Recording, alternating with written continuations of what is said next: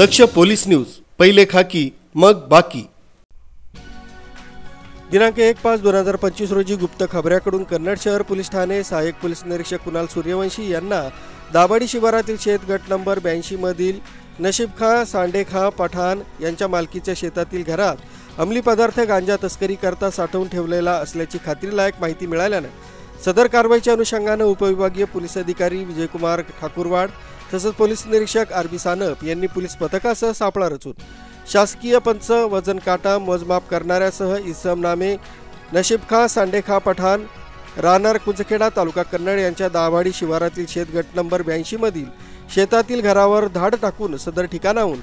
409 kilo वजनाचा तस्करी करता साठवून ठेवलेला 1,22,70,000 रुपये किमतीचा गुंगीकारक अंमली पदार्थ गांजा व गांजाची तस्करी करण्यासाठी वापरलेले वाहन महिंद्रा कंपनीची ठार कार किंमत रुपये 18 लाख अंदाजे किंमत असा एकूण 1,40,70,000 रुपये किमतीचा मुद्देमाल जप्त करण्यात आला।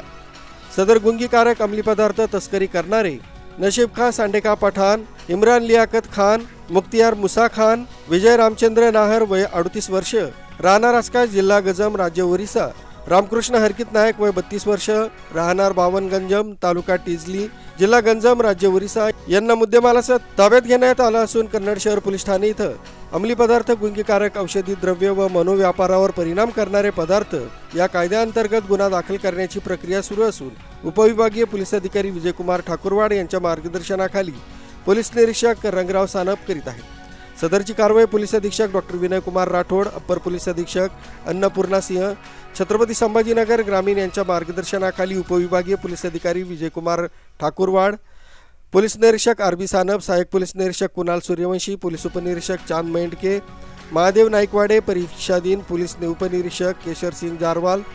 Tilokchand Pawar, police head constable Kailas Nimborkar, Jeevan Lodwal, Sanjay Atole, police Naik Mohis Beg, police अंमलदार विजय चौधरी, बाबासाहेब वाघ, सतीश नरवडे, लक्ष्मण चव्हाण, सोमीनाथ गवळे, दिनेश खेडकर, पंकज बगाभूड यांनी केलेली आहे।